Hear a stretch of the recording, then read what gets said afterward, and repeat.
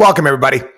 You know, we try to make a myriad of points here on the program and, try to teach lessons and lift people up. And it's something I, quite frankly, have been very proud of over the past 20 some odd years. I've been doing my radio show, podcasts, guest appearances, TV, you name it. And I've always been a big believer. We say it every week. On the radio show, everything in life that has meaning, value, and worth involves work, time, and effort. I also have this very strong belief that you need to overcome obstacles in life. We as human beings are wired as such.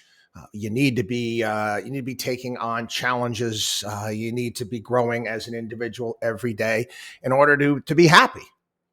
I do. I just think that that's just a part of our makeup. I've written articles talking about the war on poverty and entitlements and the handouts and the giveaways. And, again, I made perfectly clear here on the program, I have no problem with social safety nets. None. You want to help people out that are down and out. You want to pick them up. But to me, the greatest measure of any sort of social welfare program is actually getting them off welfare, where they can go on and be on their own.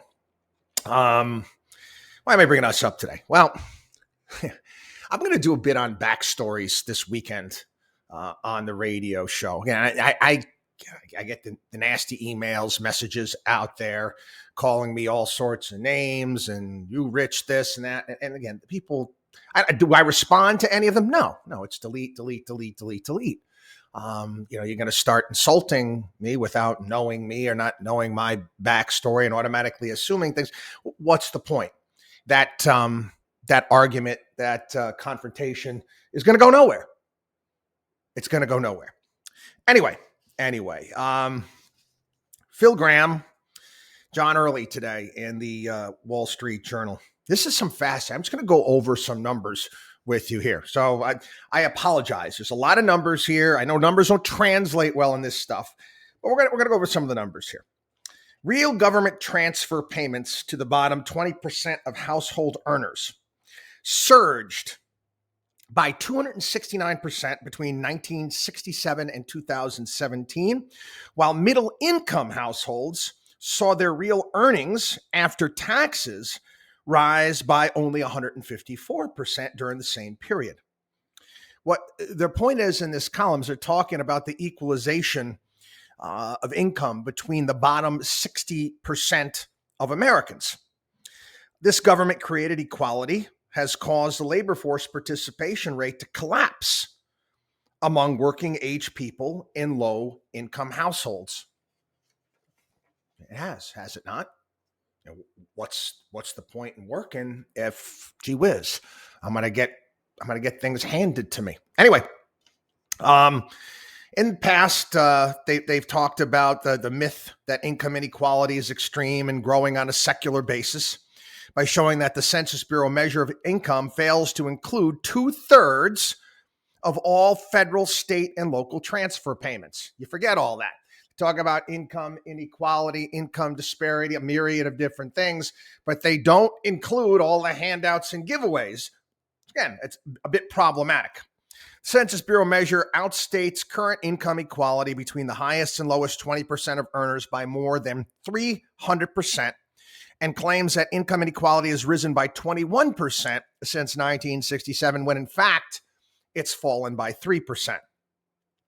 The most significant thing they found from their correcting the census income calculations, not the overstated inequality between the top and bottom earners, it's the extraordinary equality of income among the bottom 60% of American households, regardless of unemployment status. This is fascinating. It really is. In 2017, among working age households, the bottom 20% earned only $6,941 on average, and only 36% of that group was employed. After transfer payments, again, entitlements, social programs, handouts, all that stuff. After the transfer payments, those households had an average income of $48,806. The average working age household in the second quintile, they earned, comparison, $6,000 in the bottom. Next quintile, $31,811. 85% of that group was employed. After, again, government aid, whatever it may be, they had an income of $50,492, only 3.5% more than the bottom quintile. And again, 85% employed versus what? Versus 36% employed. The middle quintile earned $66,453, 92% employed. After transfers, they kept, wait for it, transfers and taxes. They kept $61,350. So again, they went down. After transfers, taxes, because they're not getting handouts, 26% more than the bottom group. You don't think that incentive is a part of things? It is. And listen, people, like I said, I have no problem at all with helping people out. It was Dennis Miller said that one time on his radio show. He said, help the hopeless, not the clueless. And it's not so much being without a clue. It's people that just, again, choose not to. And you have to encourage these people in any way, shape, manner, form. Society has to encourage these people to participate, to get back in. This system right now it's again, what's the incentive? What's the incentive? Countless studies over the years, we talk about donut holes and how certain people will get to a certain point in time and they say, you know what, why should I make any more? If I start making any more money, then I lose my government this and government that. I got to slow down. I should work less. Should it always be encouraging people to produce and work more and do more? Obviously, within reason, but you shouldn't penalize people for trying to move upward in life. And for whatever reason it may be, there's a great deal of resentment in this country for people that have gone out there and built things and created things. And it's sad. Anyway, expect to see more stories like this in the coming weeks and months leading up to the election. You're going to start seeing more and more stories that we'll do the Lego song. Everything is awesome. Yeah, everything's awesome. Everything is awesome. Getting better. Bidenomics working. Here we go. Fewer Americans say they are living paycheck to paycheck as inflation begins to ease. Consumers who have been squeezed by higher prices may be experiencing a little relief. Fewer adults now say they are living paycheck to paycheck, according to a new Lending Club report. As of July, 59% of Americans said they live paycheck to paycheck, down from 61% in June. Still a freaking rounding error, man. But they're going to turn these things into headlines. Again, let's get the people that don't know any better. Let's try to get them thinking in a certain way. Listen, the stuff that is important, the stuff that's really important. I was reading an article this morning. It was an economics piece, and they were basically comparing different items in inflation. And in this case, they were talking about a Rolex Daytona. Rolex Daytona used to be what? It used to be like a $10,000, $12,000 watch. This is again back in the day. Because of COVID and supply chains and money and all this stuff, the prices of these things in the aftermarket are like over $40,000. Crazy. Again. So you want it, you're gonna go spend the money on it. Not me, but anyway. They also were talking about, well, okay, that's all well and good, but it doesn't really matter when it comes to inflation. What matters, and we say this all the time, is the stuff that you need to survive on. And the price of food is not coming down. Okay, granted, gasoline prices have come down a little bit for now. We had some, you're watching right now, there's some unrest in Iraq and the green zone being breached. And there was pictures yesterday of people taking over the presidential palace and what's going to happen next. They over 1 million barrels a day. If I'm not mistaken, Iraq puts onto the market. We can't afford to lose that at this point in time, can we? Again, who knows? The stuff that is most important. Well, again, it's just headline. Starbucks raising the prices on its coffee again. I think it's $5.95 for a certain cup of. I mean, really? Again, this is stuff that people like, that they buy every day. The cost of a commute. You take a look at the prices to go over bridges. You take a look at tolls. Everything that you need to survive on is going up. Now, again, who gives a damn? Yeah, they're talking about Apple's got their new, I think it was September 7th. They got their newest iPhone 14 coming out. And like I said, I'm an Apple guy, and I kind of look at some of their products. And again, I'm still amazed. I have a Apple 13 iPhone, and the camera is so damn good. It's ridiculous, for crying out loud. It's almost like you go on vacation. You don't even need to bring like another camera because it's that good. But anyway, this one is supposed to be that much better. Now, again, listen, I'm not going to go from a 13 to a 14. Just not going to do that. But anyway, neither here nor there. You take a look at, they're saying the iPhone 14 price for the Pro model, they say is going to be like $1,400. And they're saying how much more expensive that is. At least that's what they think. Even though the last year's model, the one I have, the 13, they're going to drop in price. But anyway, they're talking about the inflation and whether or not people are going to spend it. Listen, that's all well and good, but you don't need it. You can't eat an iPhone. You can't eat a television set. You can't eat a computer, but you do need to eat every day. Anyway, another, so kind of a financial planning story. I'm actually going to do an interview tomorrow. People are actually talk about some of the concepts. I'm shocked. I think it's this new network called Newsy. They're putting me on, talking about some of the concepts I brought up over the years about getting retirees back into the workforce and how healthy it is. But there was a story today asking about whether or not, because of the markets, of whether or not it's a bad time to retire. Listen, if you're at the point in time, be honest, you get a point in time and you've saved properly, done the right thing, you made the right preparations, and you're just tired of what you're doing, get out. Okay. I'm not saying stop completely. I find something else to do. I mean, everybody's situation is unique and different. They're talking about the bear market when the market's down.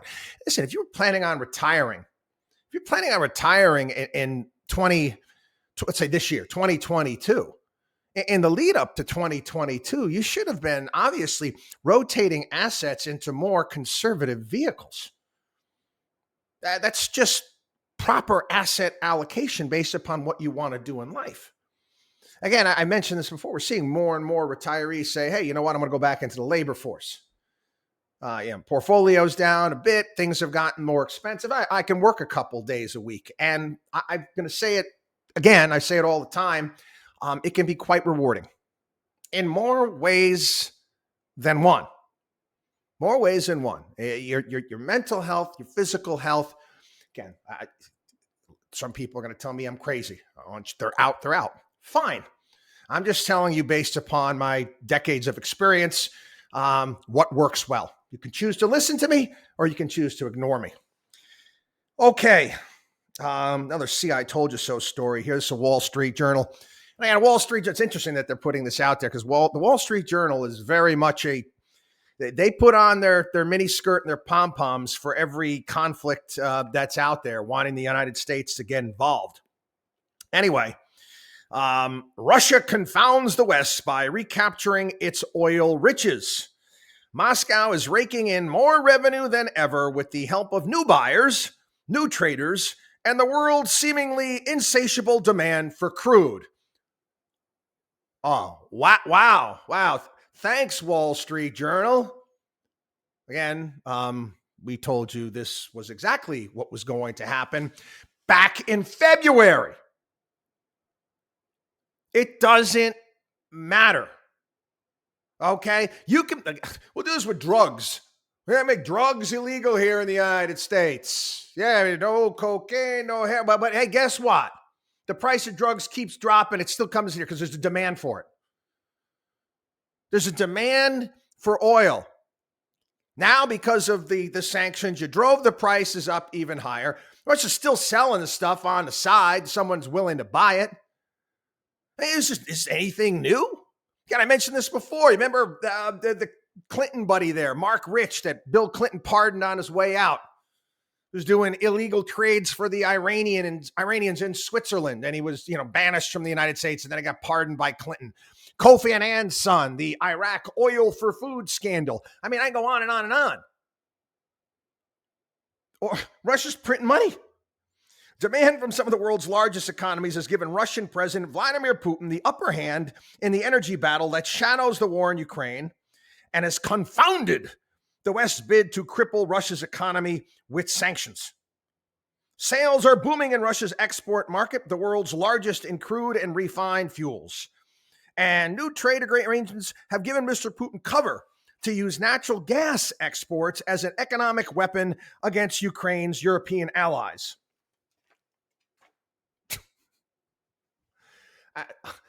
How long do you think Europe's gonna last when it comes to this, huh? How long? How long do you think that they're gonna hold out? We had was it Viktor Orban from Hungary pointed out that since this Ukrainian conflict, Russian-Ukrainian conflict has started, 3 governments in Europe have collapsed.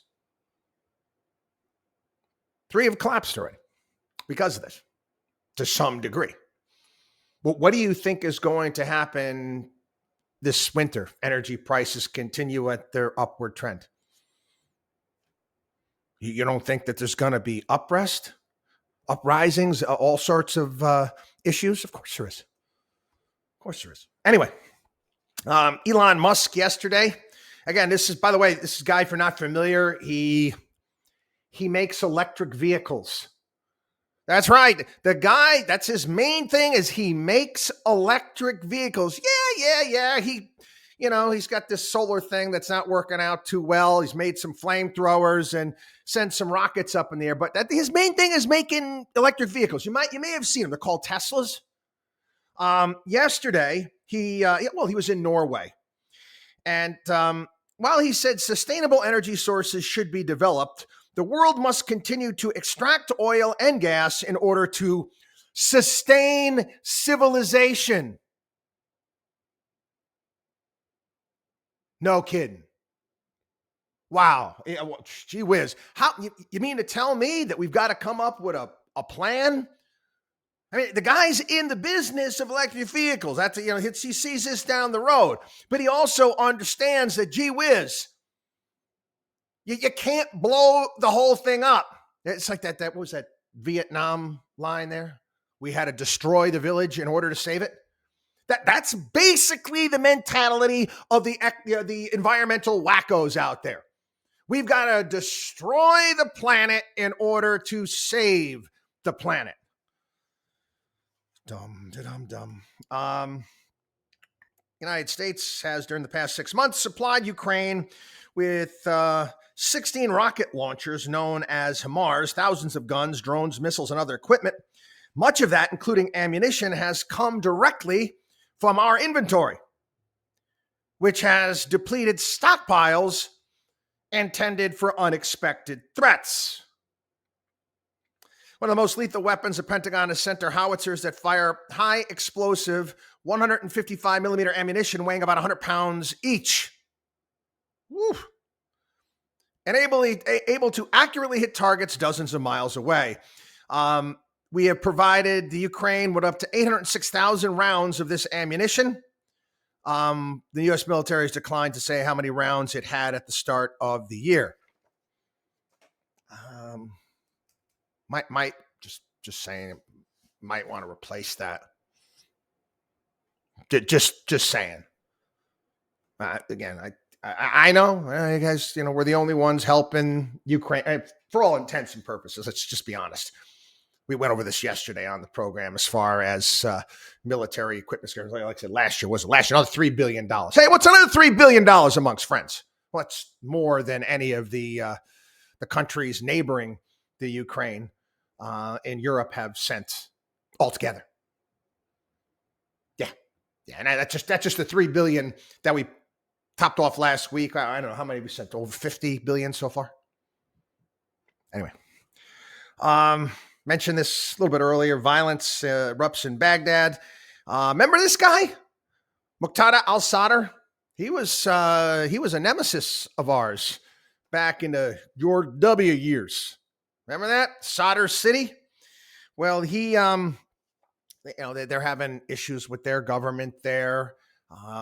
Sadr forced the dissolvement of their parliament. They don't know if it's legal. His supporters are upset because he's thrown his hands up in the air and said, you know what? I'm quitting government. I'm out. So they ransacked the place. I mean, it's as confusing could be. It is. You try to make heads or tails out of this, and then there's the Shia aspect and whether or not they're going to buddy up with Iran. But Iran used to be their big enemy. Man, the big war they had with Iran. Remember the picture, Donald Rumsfeld meeting with Saddam Hussein back at that point in time? Yeah, good luck with it. Good luck with trying to sort this thing out. Call it a jigsaw puzzle. It's not a jigsaw. A jigsaw puzzle, you can actually look at the picture and the pieces actually fit together.